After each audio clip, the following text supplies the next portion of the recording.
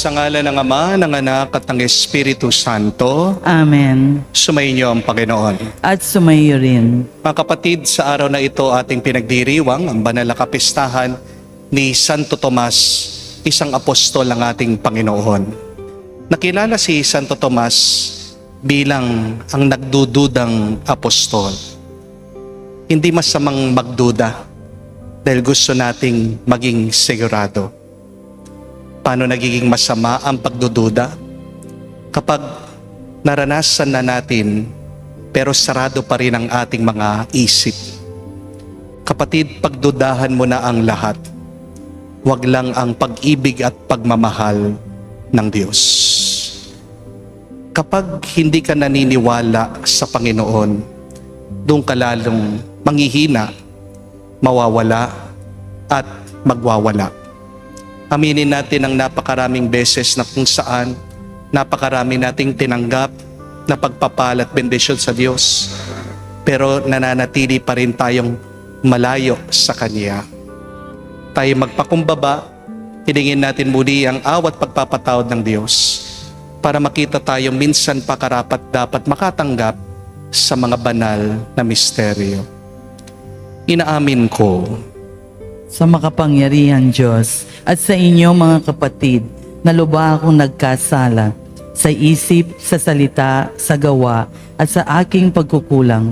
Kaya'y sinasamo ko sa mahal na Birheng Maria, sa lahat ng mga anghel at mga banal at sa inyo mga kapatid, na ako'y ipanalangin sa Panginoong ating Diyos. kaawaan tayo na makapangyarihang Diyos, patawarin tayo sa ating mga kasalanan at patnubayan tayo sa buhay na walang hanggan. Amen. Panginoon, kaawaan mo kami. Panginoon, kaawaan mo kami. Kristo, kaawaan mo kami. Kristo, kaawaan mo kami. Panginoon, kaawaan mo kami. Panginoon, kaawaan mo kami. Gloria in excelsis Deo.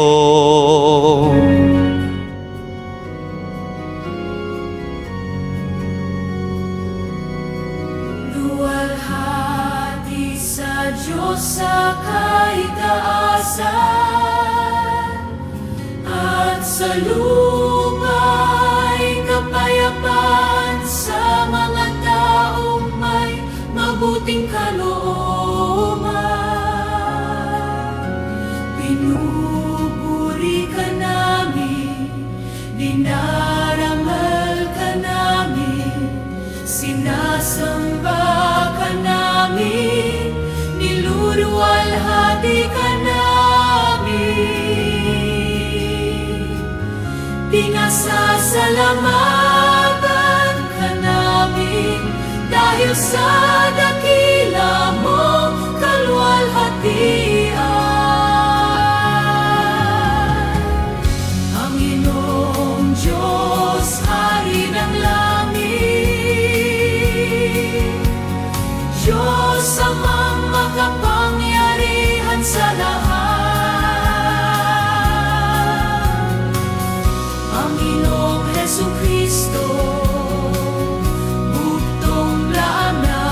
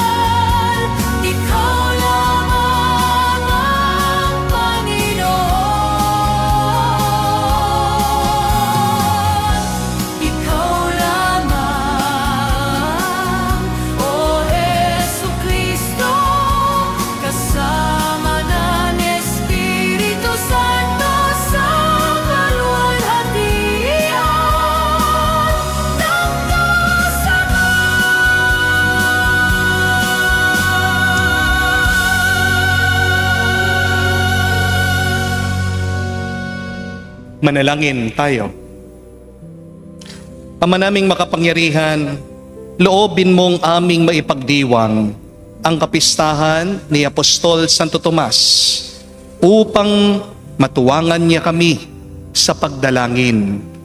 Kami magkamit ng buhay sa ngalan ng kanyang kinikilalang Panginoon na si Jesucristo, kasama mo at ng Espiritu Santo, magpa sa walang hanggan. Amen.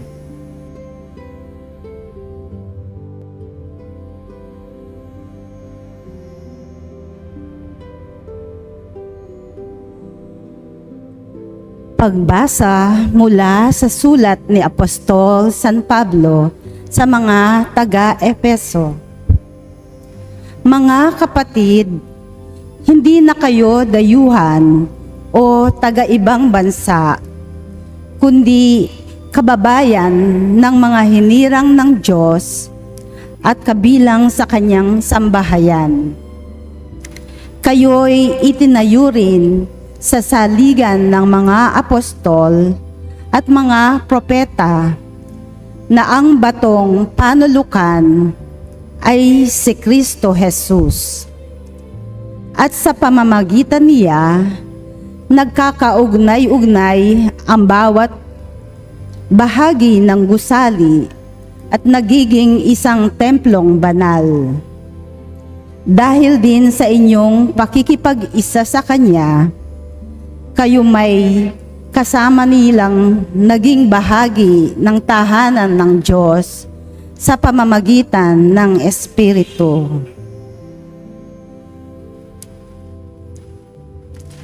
Ang salita ng Diyos. Salamat sa Diyos.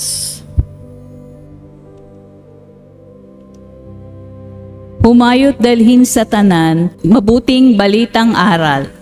Humayot dalhin sa tanan, mabuting balitang aral.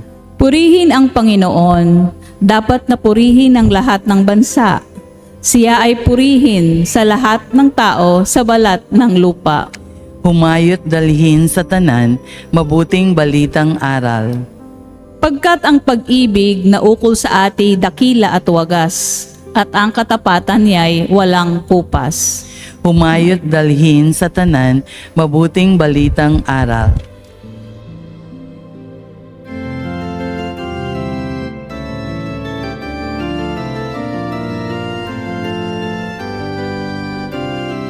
Alleluia, alleluia. Alleluia, alleluia.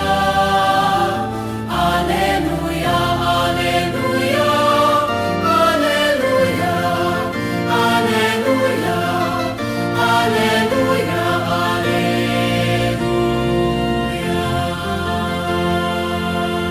Mapalad at maligayang sumasampalataya sa di nakita ng mata. Alleluia, alleluia. Sumainyo ang Panginoon. At sumayin niyo rin. Ang mabuting balita ng Panginoon ayon kay San Juan. Papuri sa iyo, Panginoon. Si Tomas na tinaguriang kambal, isa sa 12 ay hindi nila kasama nang dumating si Jesus. Kaya't sinabi sa kanya ng ibang alagad, "Nakita namin ang Panginoon." Sumagot si Tomas, "Hindi ako maniniwala hanggat di ko nakikita ang butas na mga pako sa kanyang mga kamay at naisusuot dito ang aking daliri at hanggat hindi ko maipasok ang aking kamay sa kanyang tagiliran." Makalipas ng 8 araw, muling nagkatipon sa loob ng bahay ang mga alagad. Kasama nila si Tomas. Nakapinid ang mga pinto, ngunit pumasok si Jesus at tumayo sa gitna nila. Sinabi niya, "Sumainyo ang kapayapaan." Saka sinabi kay Tomas, "Tingnan mo ang aking mga kamay at ilapit dito ang iyong daliri. Ipasok mo ang iyong kamay sa aking tagiliran. Huwag ka na mag-alinlangan, maniwala ka na." Sumagot si Tomas, "Panginoon ko at Diyos ko." Sinabi sa kanya ni Jesus, Naniniwala ka na ba sapagkat nakita mo na ako? Mapalad ang mga naniniwala kahit hindi nila ako nakita. Mga kapatid, ang mabuting balita ng ating Panginoon. Pinupuri ka naming Panginoong Jesucristo. Magandang araw po muli sa inyong lahat. Welcome po sa ating banal na misa. Isa po marahil sa pinakadelikadong paniniwala ay yung kasabihang seeing is believing. To see is to believe. Kapag nakita ko, saka doon ako maniniwala. Kasi ang katotohanan po, hindi naman lahat ng nakikita natin ay totoo. Amen? Ilan pa po ba sa atin ang kailangang mabudol ng TikTok bago natin palitan itong paniniwalang ito? Kami po dito sa parokya, dahil meron po tayong construction, minsan nag-o-order po kami ng equipment sa online. Pero pagdating po dito sa simbahan ng package, ng delivery, pagkabukas po namin, hindi po yun yung in-order namin. Pagkabukas po namin, kami nabibigla, nasusorpresa, alam niyong pinadala, bato. Nung minsan po, nag-order ako ng neck massager. Napakamura po, 500 lang. Minsan po, gusto ko din naman mag-relax. Di po ba? Pinindot ko po, in-order ko po. Pagdating dito, alam niyo natanggap ko, sirang payong. Di ba? Marami sa atin ang nefe-fake dahil sa advertisement. At marami din naloloko ng profile ng ibang tao. Akala mo, yung makakadate mo, mukhang beauty queen. Pero nung nagkita sila, iba pala yung itsura, mukhang banyo queen. Sabi po ng mga eksperto, mas madali daw pong maniwala ang tao kapag may picture o larawan. At mas naniniwala daw po ang tao kapag meron siyang nakikitang video. Kaya nga po sa panahon natin, naglipa na ang mga AI video. Ang gawa po ng artificial intelligence, mukhang totoo, pero hindi naman talaga totoo. Nagpapanggap na totoo, pero nagbabalat kayo. Halimbawa, baka hindi po alam ng iba sa inyo ito. Meron pong gumawa ng video ni Cardinal Rosales. Nagtitinda po siya, nag-i-endorse ng gatas para sa mga matatanda. Nakita niyo po yon? Meron pong ganon. Ang dami pong nagme-message sa akin, ang dami nagtatanong, Father, totoo po ba ito? Halatang halata, scam po ito. Meron din pong gumawa ng video tungkol kay Cardinal Tagle. Nagtitinda naman po siya ng rosaryo. Hindi rin po totoo ito. Bakit naman magtitinda ng rosaryo ang kardinal? Napaka-busy po niya sa Roma. Di po ba? Ganyan po kagaling ang AI ngayon. Napapaniwala niya ang tao. Kaya dapat po mag-ingat tayo. Dahil hindi naman lahat ng iyong nakikita ay totoo. Amen? We have to correct our thinking because not everything that we see is true. Kadalasan nga po, kung ano yung hindi mo nakikita, siya pang mas totoo. Halimbawa po, hindi mo naman nakikitang hangin, pero naniniwala tayo, merong hangin. Bakit? Nararamdaman natin ito kapag lumalamig ang ating pakiramdam. Hindi po ba?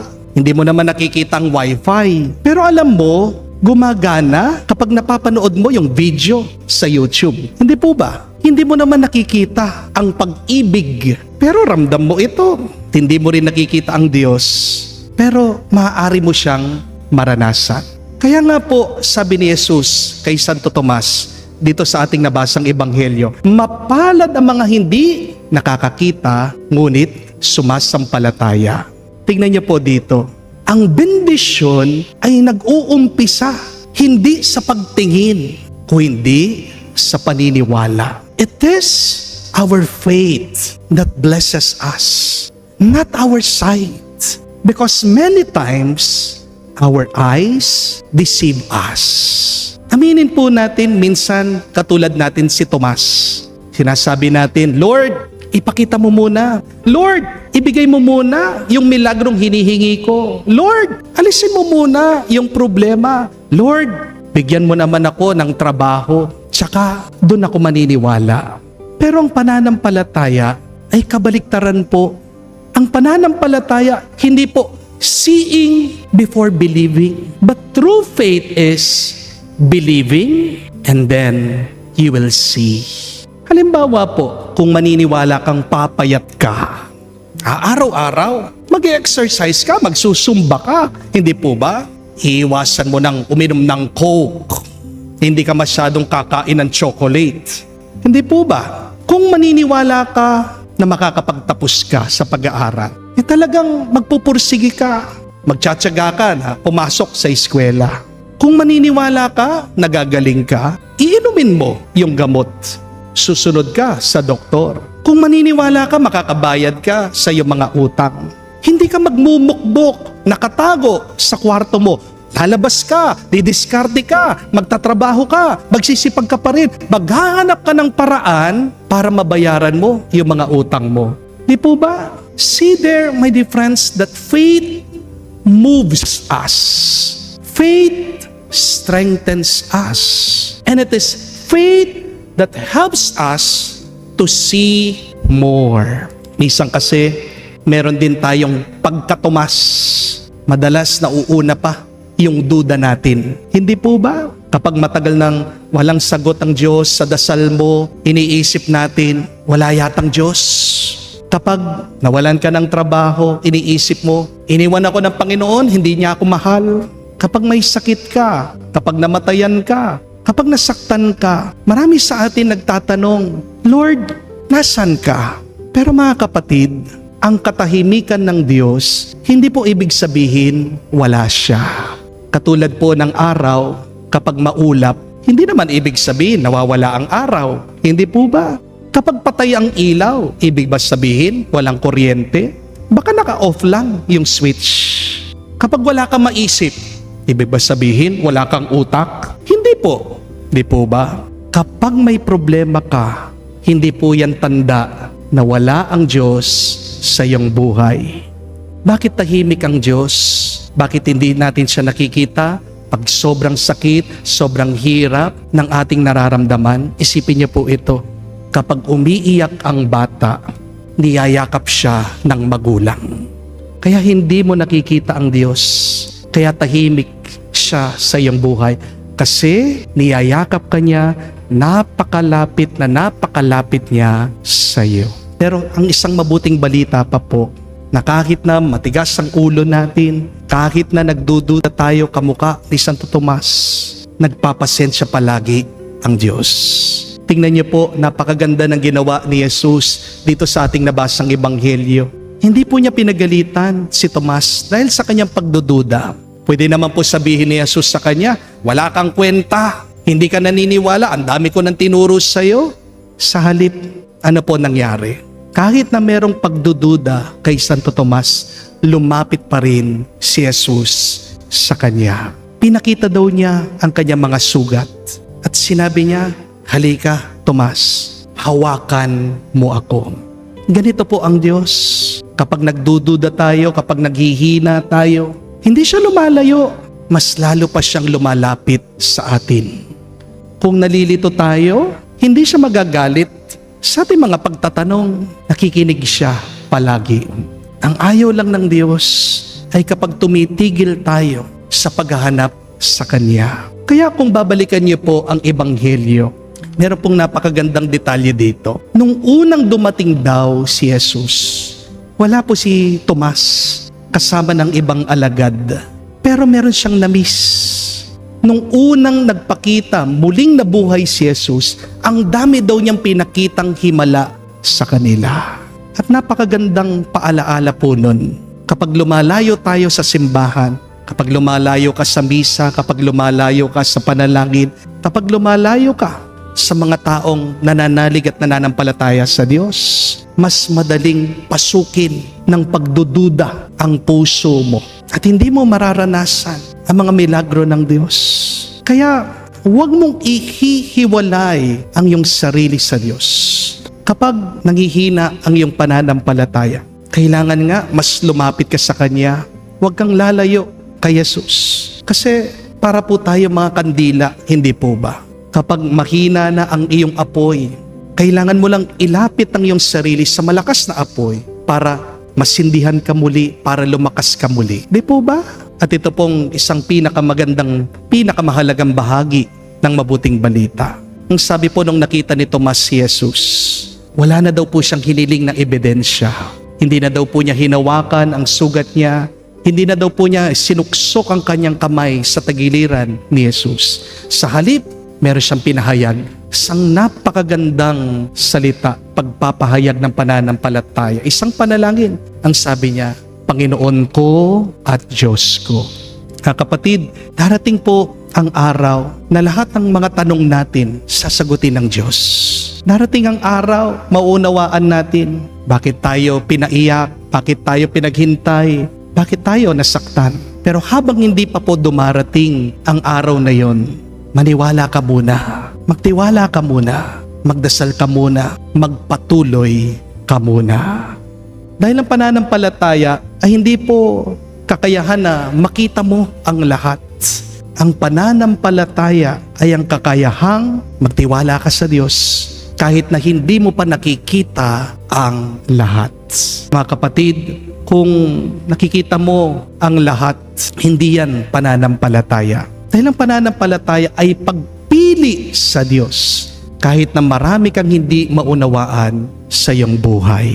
Hindi mo naman kailangan maunawaan ang lahat eh. Hindi mo naman kailangan makita ang lahat eh. Ang mahalaga, makita mo lang ang Diyos. Sapat na yon. Dahil siya ang magpupuno sa iyo ng sobra-sobrang grasya. Amen? Dasal po tayo sa banal na misang ito. Naway patibayin ng Diyos ang ating pananampalataya. Dahil kung malakas ang iyong pananampalataya, hindi mo lang makikita ang Diyos. Makakaranas ka pa ng maraming himala at yan ang magiging susi mo para makapasok ka sa buhay walang hanggan. Magpatulong po tayo kay Santo Tomas, Apostol. Pag tayo nanghihina na sa ating pananampalataya, kamukha niya, ipahayag natin na si Jesus ay ang ating Panginoon at Diyos natin. Kaya sabihin natin sa Kanya, Santo Tomas, Apostol, ipanalangin mo kami ngayon at magpa sa walang hanggan. Amen. Amen. Sabihin natin ngayon sa Diyos ang ating mga dasal at panalangin. Taglay ang pananampalataya ni Kristo muling nabuhay na mga sugat at tanda ng kanyang tagumpay. Ilapit natin ang ating mga kahilingan sa Ama ng Habag. Ating sabihin, Panginoon, dinggin mo kami. Panginoon, dinggin mo kami. Bilang isang simbahan, naway hindi tayo magkulang sa pagpapahayag ng ating pananampalataya sa mga taong hindi sumasampalataya. Manalangin tayo sa Panginoon. Panginoon, dinggin mo kami. Ang simbahan sa Asya, naway magkaroon ng paglago. Manalangin tayo sa Panginoon. Panginoon, dinggin mo kami. Ang mga nakalugmok sa pagiging makasalanan at kawalan ng pananampalataya, naway mapangibabawan ang kanilang pag-aalinlangan at yakapin ang tunay na pananampalataya. Manalangin tayo sa Panginoon. Panginoon, dinggin mo kami. Sa katahimikan po ng ating puso, sabihin natin sa Diyos ang ating mga personal na pangangailangan. Ama, sa pagluluhog namin sa iyo ng aming mga kahilingan, palalimin mo ang aming pananampalataya upang tulad ni Santo Tomas, ibigin at sambahin namin ang iyong anak na nabubuhay at nagahari magpa sa walang hanggan. Amen. Manalangin kayo mga kapatid para ang ating mga paghahain ay kalugdan ng Diyos amang makapangyarihan. Tanggapin nawa ng Panginoon itong paghahain ng iyong mga kamay sa kapurihan niya at karangalan sa ating kapakinabangan at sa buong sambayan niyang banal. Ama naming lumikha, inihahain namin ang aming paglilingkod. Kalakip ng dalangin tinaguyod mo ang iyong mga kaloob sa amin. Ngayon kami nagpapasalamat sa iyo. Kaisa ng pagpupuri ni Apostol Santo Tomas sa pamagitan ni Jesucristo kasama ng Espiritu Santo magpa sa walang hanggan. Amen. Sumayin niyo ang Panginoon. At sumayin niyo rin. Itaas sa Diyos yung mga puso at diwa. Itinaas na namin sa Panginoon. Pasalamatan natin ang Panginoong ating Diyos. Marapat na siya ay pasalamatan. Ama namin makapangyarihan, tunay nga marapat na ikaw ang aming pasalamatan. Ikaw ang pastol na laging pumapatnubay sa mga kabilang sa nililingap mong kawan. Ito ang ginanap na pananagutan ng giliw mong anak at pastol ng tanan.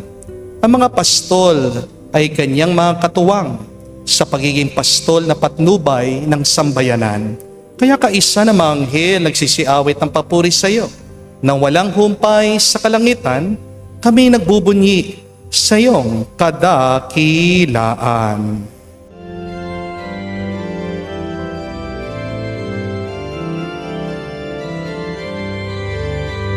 Santo, Santo, Santo, Panginoong Diyos ng mga hukbo, napupuno ang langit at lupa ng kadakilaan mo. Hosana, Hosana, sa kainasan, pinagpalang na paririto sa ngalan ng Panginoon. Hosana, Hosana, sa kainasan. Hosana, Hosana, sa kainasan. Ama naming banal, ikaw ang bukal ng tanang kabanalan. Kaya't sa pamagitan ng iyong Espiritu, gawin mong banal ang mga kaloob na ito upang para sa amin maging katawan at dugo ng aming Panginoong Heso Kristo. Bago niya pinagtiis ang kusang loob na maging handog, hinawakan niyang tinapay, pinasalamatan kanya, pinaghati-hati niya yon, inabot sa kanyang mga alagad at sinabi, "Tanggapin ninyong lahat ito at kanin. Ito ang aking katawan na ihahandog para sa inyo."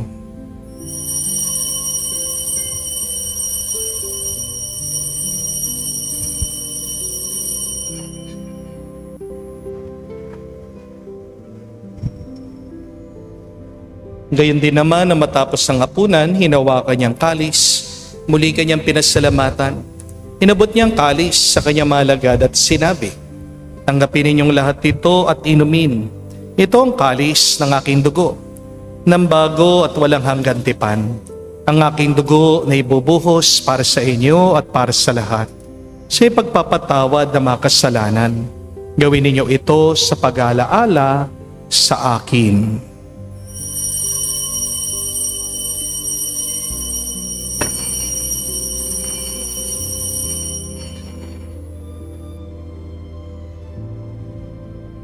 Ang misteryo ng pananampalataya.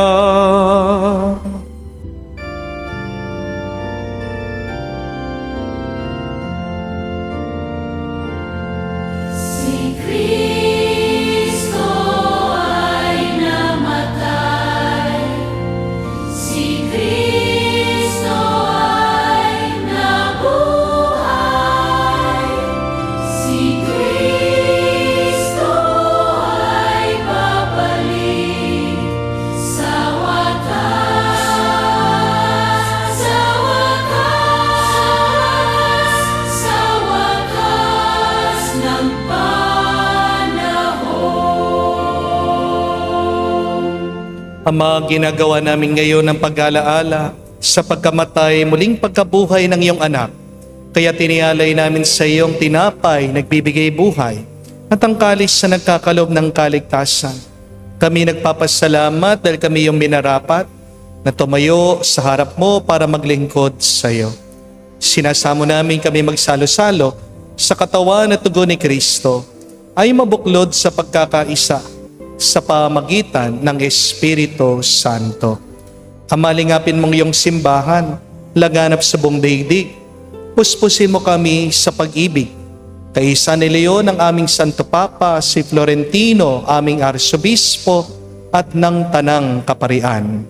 Alalahanin mo rin ang aming mga kapatid na nahimlay na may pag-asang sila'y muling mabubuhay. Gayon din naman lahat ng mga pumanaw. Kawaan mo sila at patuloyin sa iyong kaliwanagan. Kawaan mo at pagindapatin kaming lahat na makasalo sa iyong buhay na walang wakas.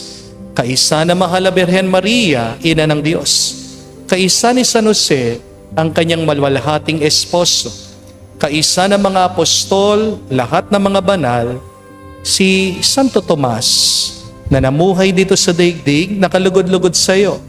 May pagdiwang nawa namin ang pagpupuri sa ikararangal mo sa pamagitan ng iyong anak, aming Panginoong Jesucristo.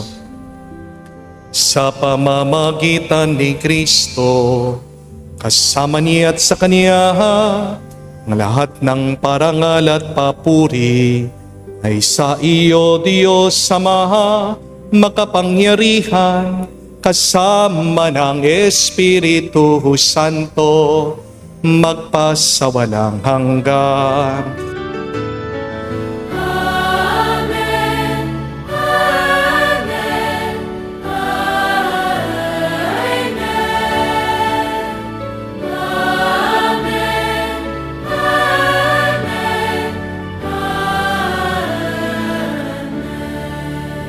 Sa nakagaling na utos sa turo ni Jesus sa Panginoon natin na Diyos, ipahayag natin ng lakas, loob.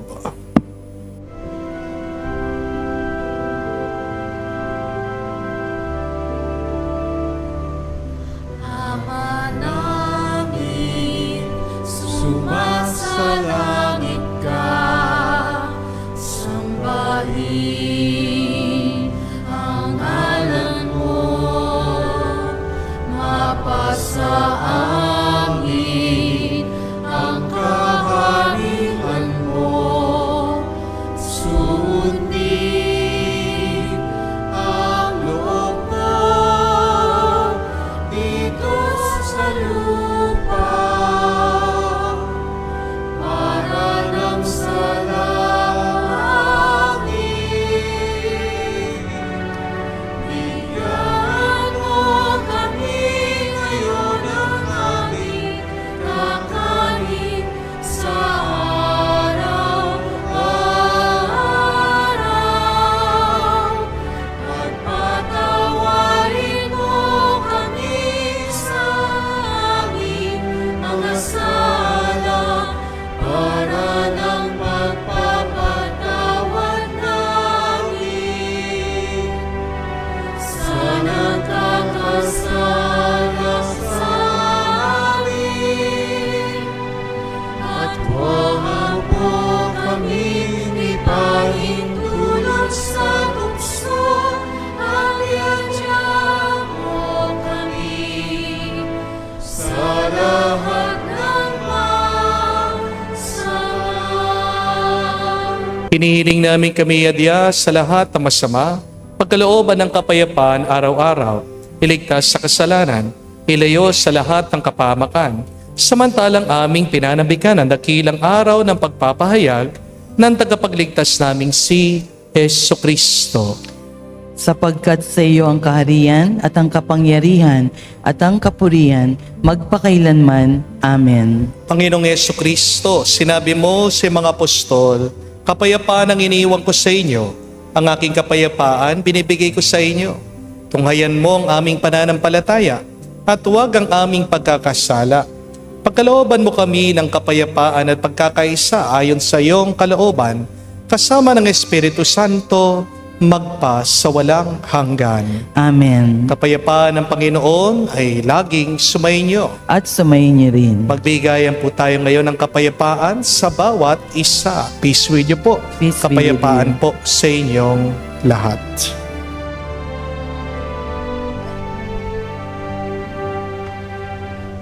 Kordero ng Diyos na nag-aalis ng mga kasalanan ng sanlibutan, maawa ka sa amin, maawa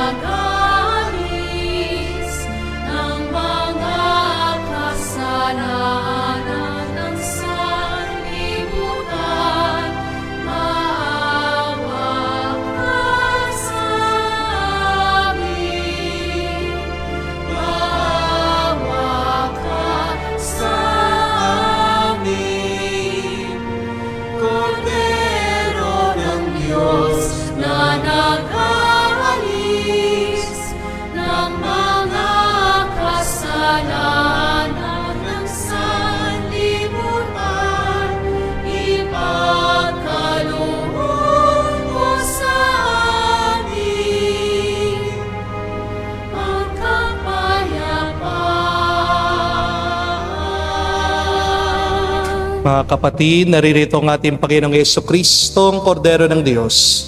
Siyang nag-aalis sa mga kasalanan ng sanlibutan. Mapalad tayong lumalapit sa piging ng Kordero.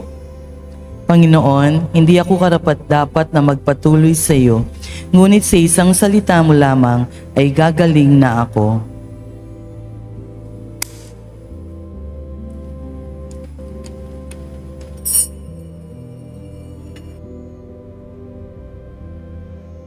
Hinanyayahan ko po kayo na lumuhod para sa panalangin sa kabanal-banalang puso ni Jesus. Jesus, Diyos ko, iyong nasabi, humingi at kayo'y bibigyan. Maghanap at matatagpuan ninyo. Kumatok at bubuksan ang pinto para sa inyo. Tunghayan mo po akong nakaluhod sa may paanan mo, napupuno ng buhay na pananampalataya at tiwala sa iyong mga pangakong pinabatid ng iyong kabanal-banalang puso at sinambit ng iyong mga labi. Narito po ako upang hilingin ito sa katahimikan po ng ating puso. Sabihin natin sa Diyos ang ating mga personal na kahilingan.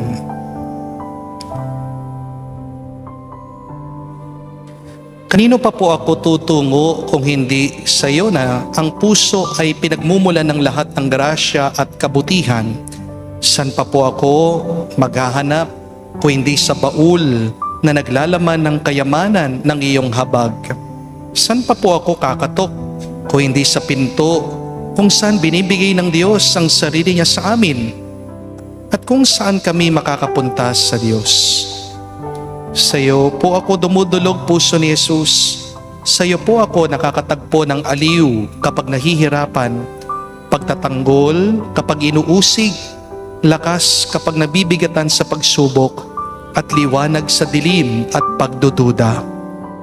Minamahal kong Jesus, maigting po ako naniniwala na kaya mong ipagkaloob ang biyayang aking hinihiling. Kailanganin man ito ng isang himala, naisin mo lang ito at matutupad na ang aking panalangin. Inaamin kong ako'y hindi karapat-dapat sa iyong mga biyaya, ngunit hindi ito dahilan para panghinana ko ng loob. Ikaw ang Diyos ng habag at hindi mo tatanggihan ang isang pusong nagsisisi. Tingnan mo po nawa ako na may habag at mababatid ng iyong puso ang aking mga kasiraan at kahinaan, ang dahilan upang pagkalooban ang aking mga panalangin. O banal na puso, ano man ang iyong pasya sa aking hiling, hindi po ako titigil na sambahin, ibigin, purihin at pagsilbihan ka. Jesus ko, ikalugod mo nawang tanggapin ang pagsasagawa ko ng ganap na pagsang-ayon sa mga atas ng iyong kaibig-ibig na puso, ng aking tunay na hinahangad na matupad kasamang ng iyong sanlilikha magpakailanman. Kabanal-banalang puso ni Jesus, alam ko may iisang bagay na hindi mo kayang gawin, ang mawala ng habag sa mga naghihirap at nababalisa. Tignan mo po ako, nagmamakaawa po ako, minamahal kong Jesus, ipagkaloob mo ang grasyang aking hinihiling sa iyo sa pamagitan ng kalininisang puso ng iyong madalamhating ina. Pinagkatiwala mo ako sa Kanya bilang Kanyang anak. Ang Kanyang mga panalangin ay makapangyarihan sa iyo. Amen. Kabanal-banalang puso ni Jesus, maawa ka sa amin. Kalininisang puso ni Maria, ipanalangin mo kami. Tumayo po tayo. Manalangin tayo. Ama naming mapagmahal, ngayong kami nagsalo sa katawan ng bugtong na anak mo, mapanaligan nawa namin siya, kaisa ni Apostol Santo Tomas. May pahayag nawa namin siyang Panginoon at Diyos sa pamumuhay namin at tapat na paglilingkod. Sa pamagitan niya kasama ng Espiritu Santo, magpa sa walang hanggan. Amen. Muli po sa lahat ng ating mga followers, maraming salamat po sa inyong pagdalo sa ating online mass. Palakpakan po natin ang ating mga followers dito. Thank you very much po. At baka may napansin po kayong kakaiba sa ating misa. Medyo gumanda yung mga readers natin, no? Ha? Napansin niyo po mga madre, yung ating pong nagbasa ng ating banal na kasulatan ng salita ng Diyos. Pinapakilala ko po ang mga nagbasa. Bisita po natin dito sa ating online mass ay ang mga Adrian Dominican Sisters, Our Lady of Remedies Mission Chapter. Ang kanila pong central house ay nasa barangay Mining, Angeles City. Sinasabi ko po ito dahil nagpapapromote po sila, no? It's a way of vocation campaign. Kung meron po sa inyo, madami po tayong nag-online mass, ang gustong pumasok sa pagkamadre, no? Subukan niyo po. Wala naman pong mawawala sa inyo. Baka marami pa pong may dadagdag. Hindi lang po sa inyong timbang, ha? No? Pero napakalaking tulong po sa pagpapalalim ng ating pananampalataya, pagpapalaganap ng ating pananampalataya dahil po sa mga lingkod ng simbahan, mga madre, no? So, if you have this desire to serve the Lord with all of your mind, with all of your heart, with all of your soul, then please try the vocation of being a religious sister, no?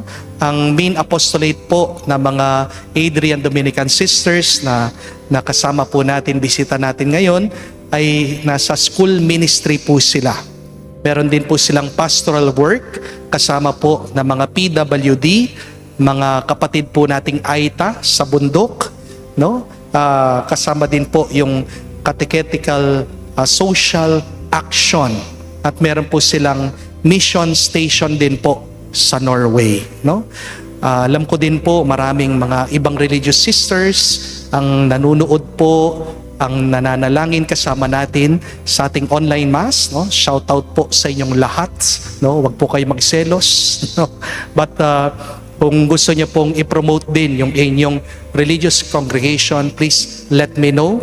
Ilalagay po natin yung details, no, sa mga interesado po na gustong pumasok sa pagkamadre. So, pagdasal po natin, dumami po ang bukasyon ng mga nagmamadre at ganyan din po ang mga nagpapari. Dahil ang mga religyoso, sila po ang ating pastol, no? Kamukha po ng ating pinagdiwang ngayon, si Apostol Santo Tomas. Pagdasal po natin, marami pa po ang magiging daan ng pagpapalaganap ng pananampalataya sa ating Panginoong Hesukristo. So, kila sister, maraming salamat po sa kanila. Palakpakan po natin ang ating mga religious sisters na nandirito. So muli po, mga kapatid, tandaan niyo po, napakadelikado ng paniniwala. To see is to believe. Lalong-lalo na po sa AI ngayon, artificial intelligence, madali pong gumawa ng mga video, ng mga picture. Hindi lahat ng nakikita natin sa internet ay totoo. Bago po kayo mag-share, bago nyo po paniwalaan, bago po kayo mag-comment, please verify. Yan po yung mahirap yung critical thinking, hindi po ba? Yung nag-iisip, pasa't nakita natin, agad pinaniniwalaan natin. Napakadelikado po niyan. Dahil pag ang tao, pinaniwalaan niyang isang bagay, mahirap po baguhin ang kanyang paniniwala. Hindi po ba? Matigas ang ulo natin Kahit na ipakita mo talaga sa kanya yung totoo, dahil meron na siyang ibang paniniwala, ang hirap po baguhin ng kanyang pag-iisip. Di po ba? But a more powerful belief is that you believe and then you will see. At anong paniniwala natin? Hindi po politika, ha? Ang paniniwala natin that God is good, God is love, God is gracious. Amen? Pagdudahan mo na ang lahat, wag lang ang pag-ibig at pagmamahal ng Diyos. Na kahit na ikaw ay naghihirap, hindi mo man nakikita ang Diyos, pero nararanasan natin siya. Nasa ng Diyos, napakalapit niya sa atin. Kahit na hindi tayo maniwala sa Kanya, niyayakap niya tayo, sinasamahan niya tayo sa ating mga paghihirap. Kaya huwag kang tumigil, magpatuloy ka lang. Dahil kapag lalapit ka sa Kanya, mas makakakita ka pa at makakaranas ka ng maraming himala. Ano yung mga pagdududa mo ngayon sa iyong buhay? Pinagdududahan mo ba yung asawa mo? Baka may number 2, may number 3? Pinagdududahan mo ba na baka hindi ka na naman makapasa sa board exam? Pinagdududahan mo ba baka hindi ka na matanggap sa trabaho? Pinagdududahan mo ba na baka hindi ka na gumaling sa iyong sakit? Whatever your doubts, please give it to the Lord. And always hold on to one truth, that God loves you, that God is good, God is gracious, and that is enough. Yun lang po magpapalakas na sa iyo. Amen? Sumainyo ang Panginoon. At sumayin niyo rin. At kayo basbasa ng Diyos, makapangyarihan sa lahat, sa ngalan ng Ama, ng Anak, ng Espiritu Santo. Amen. Ang ating misa ay natapos na. Humayo kayo sa kapayapaan ni Kristo. Salamat sa Diyos.